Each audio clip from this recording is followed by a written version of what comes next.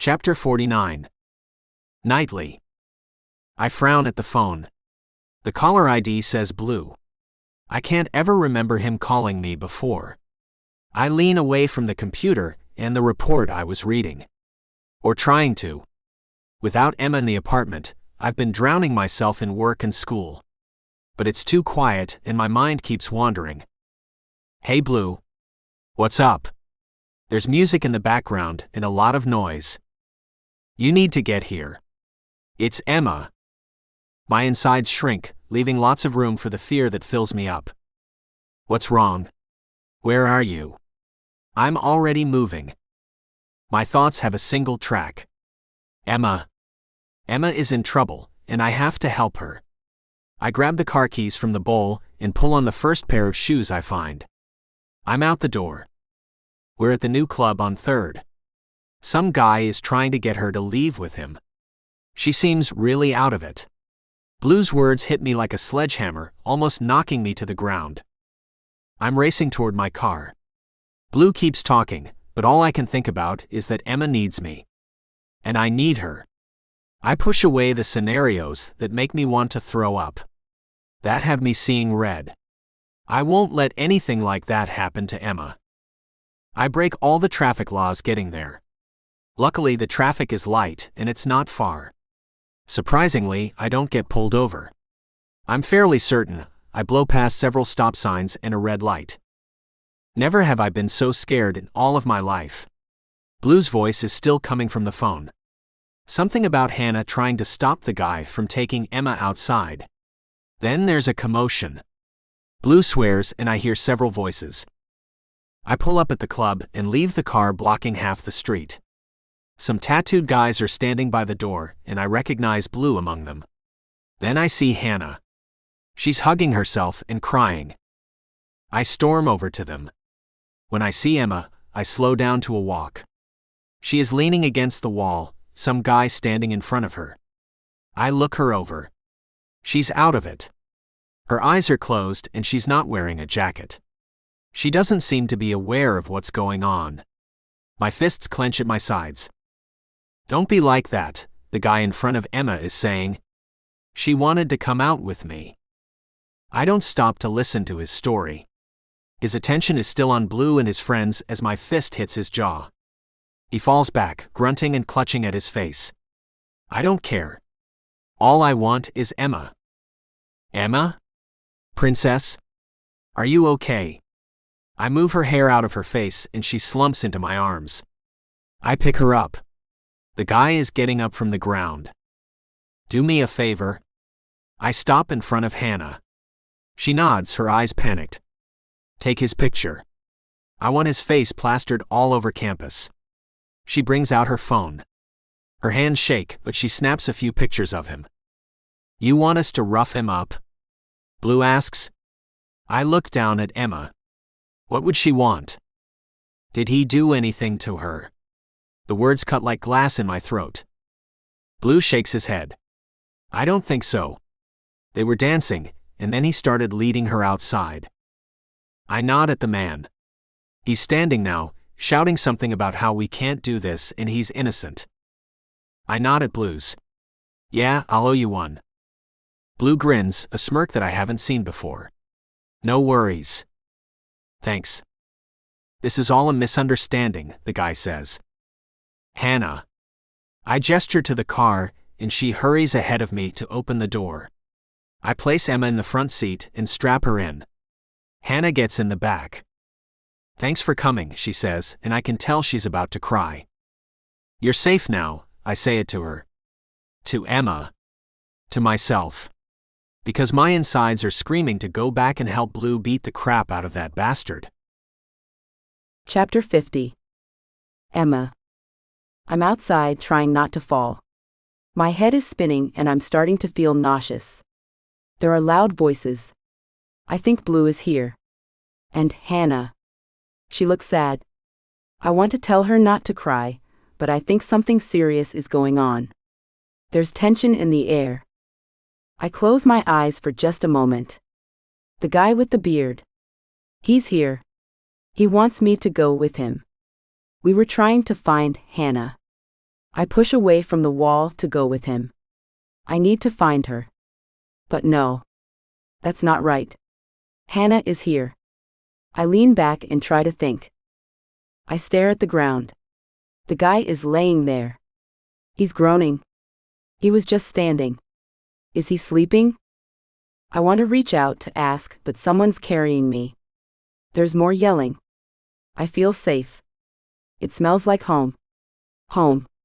I don't want to be away from Knightley. Max. I want Max. Then I'm sitting. Safe hands move over me, fastening a seatbelt. I'm in a car. And it smells like Max. I inhale deeply. This is what I want. Emma? Someone stroking my cheek. Max? I open my eyes with some effort. How much did I drink? I'm here. Do you want to go to the hospital? I don't understand. He looks at me with worried eyes. Kind eyes. I'm just drunk. I want to tell him I was too sad and beg him to take me back.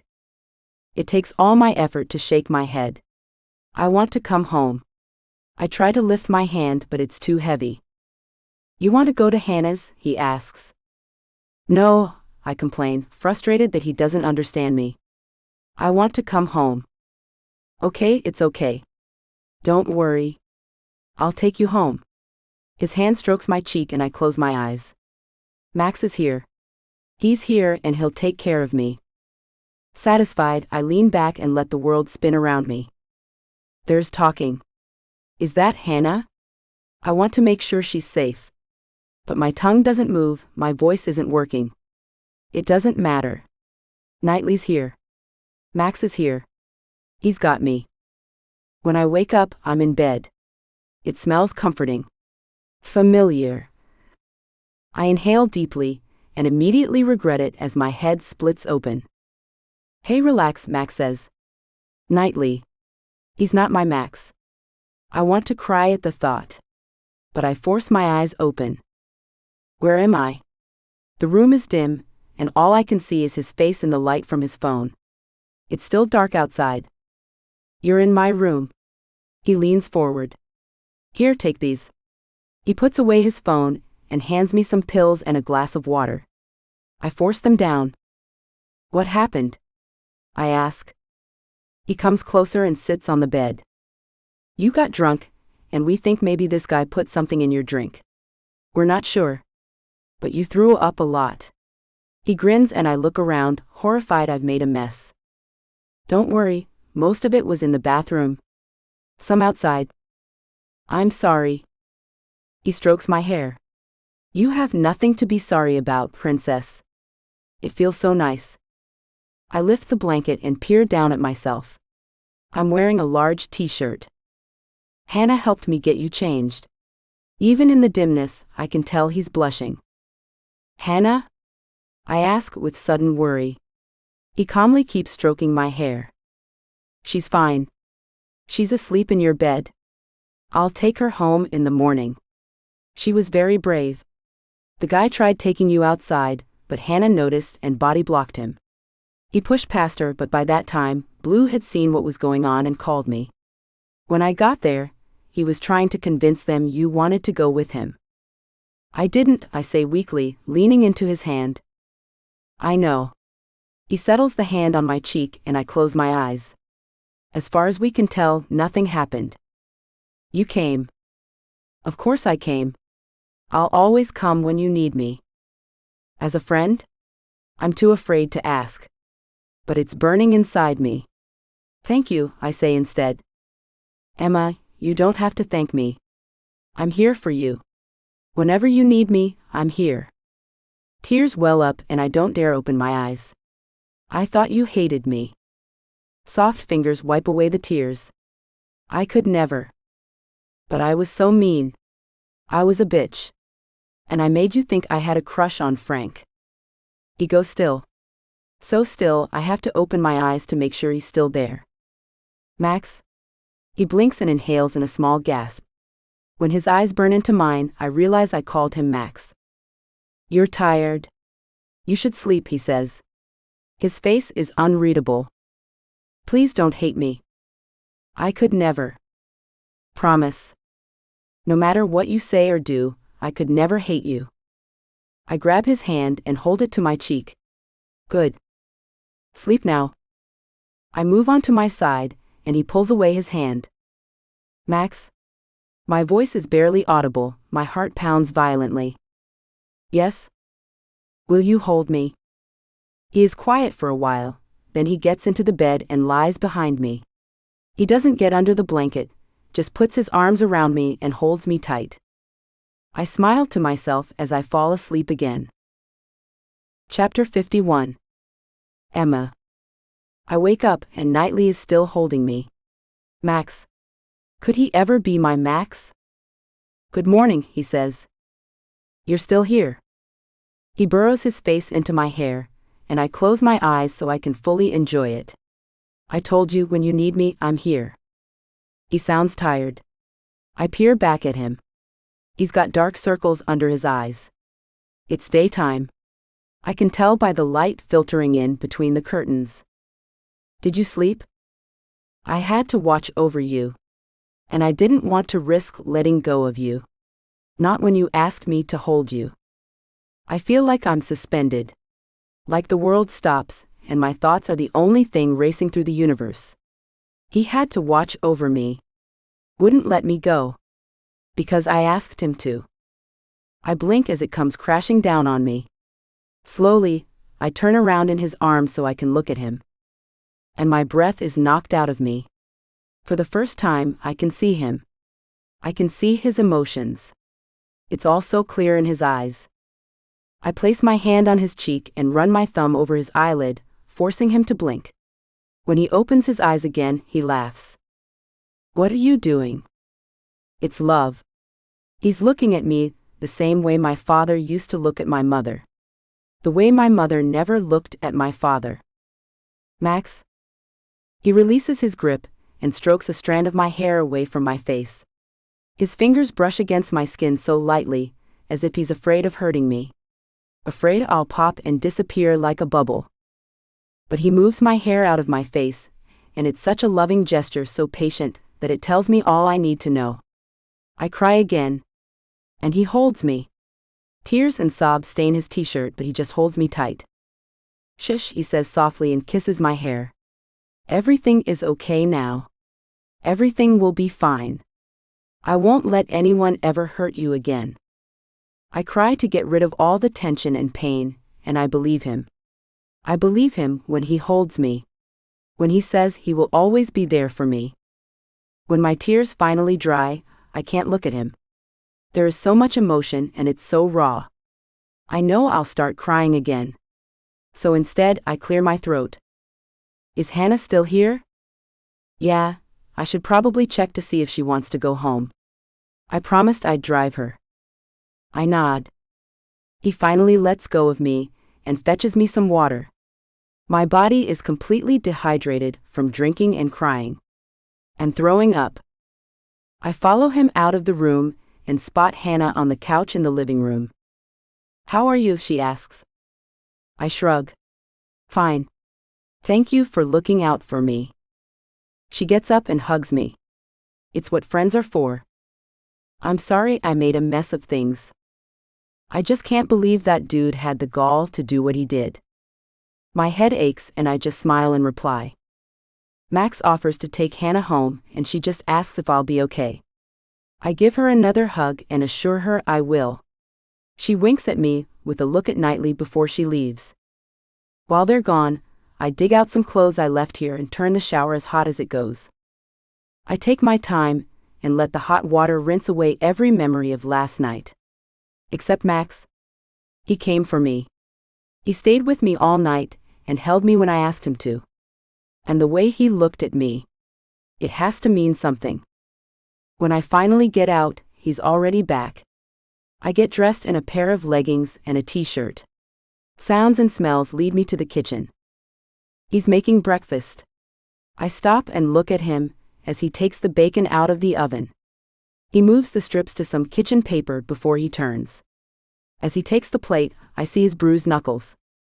He smiles when he sees me. How are you feeling? I shrug and sit down at the counter.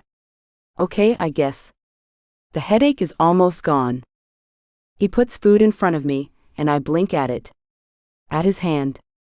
What happened to the guy? Don't worry about it. He won't hurt you again.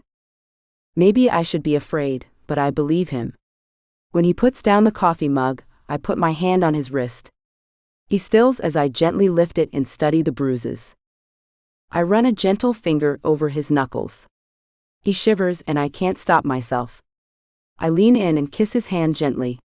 Then I place it on my cheek. He's barely breathing as I close my eyes and take a relaxing breath. Emma. The door flies open and Noah storms in. He stops when he sees us and Max pulls away his hand. Are you okay? Did he hurt you?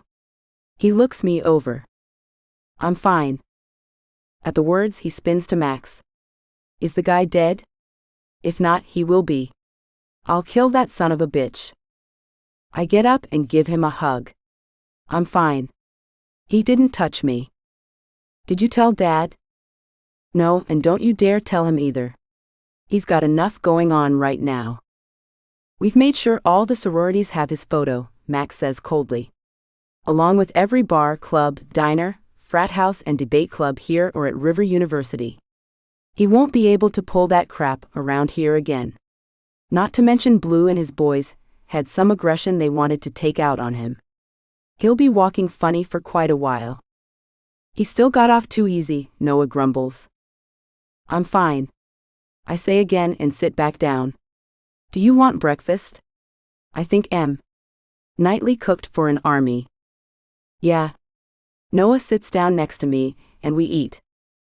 I stay silent while they discuss how else they can make the guy's life a living hell. I have to rein them in from some of their more crazy ideas. But I have to admit, even though I can't condone their behavior, it feels good to know they care enough to want to ruin someone's life for me. Once I've eaten what I can, and Noah has headed back out to the club to see if he can find mine and Hannah's jackets, I feel tired again. You need more sleep, Max says. Not yet, I say and pull him close to me. I raise my face to his. Chapter 52. Emma. It's late afternoon the next time I wake up. There's a glass of orange juice and a bottle of water on the nightstand. I drink the juice. I'm feeling much better now. The apartment is so quiet, for a moment I think I'm alone. But when I get to the living room, Max is sitting on the couch and watching something on his phone with headphones. There's a blanket next to him, as if he slept on the couch. As soon as I appear, he stands and puts away the phone. Emma. How are you? You have to stop asking me that. I smile. So much has happened that I don't know where to start. I guess I should start by thanking him. Suddenly shy, I walk up to him and put my arms around him. Thank you for saving me. His breath is warm against my hair as his arms close around me. Anytime. His grip tightens. And tightens. Max? I can't breathe. I pant. Sorry, he barely relaxes his grip. I can't imagine what I would do without you. If anything had happened to you. Max? I crane my neck so I can look up in his face. And there it is again.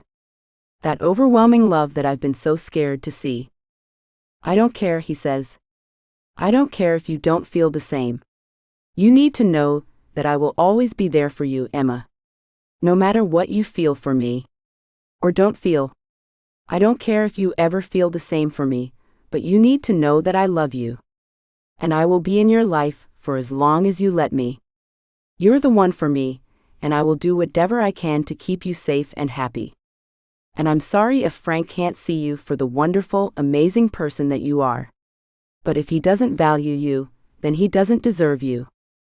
My heart grows so big and warm it almost hurts. Tears fill my eyes again and I wrap my arms tighter around him, while I breathe him in and ground myself. Then I pull back so I can look up into his face. Max? He groans. I love it when you say my name. I laugh a little and wipe away an errant tear. Max, I was never in love with Frank. It was never him. Apart from some fangirling at first, I couldn't care less about him. He's vain and a bit silly, and much too flirtatious. He furrows his brow at me. But you were so upset when you found out. I saw how sad you were. I was never sad about him. My voice chokes up. Had he really not seen it? I was sad about leaving you. I was upset about losing you. You kept saying you only wanted to be friends, and I had promised myself I would never fall in love. And while you kept saying you just wanted to be friends, that's when I realized I was falling in love with you. He inhales sharply. Emma? Max, I can't believe I'm finally saying it out loud. I love you. What do you mean? He looks so terrified I almost laugh.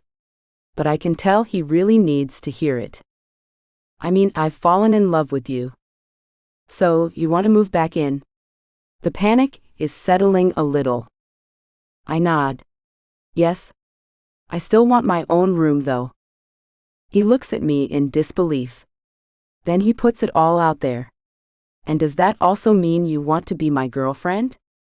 His insecurity is adorable. The way he's holding his breath, waiting for my reply.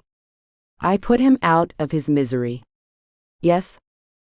And so, he seems to relax a little now. All of this, does it mean I can kiss you? I can't stop the smile on my face. Yes.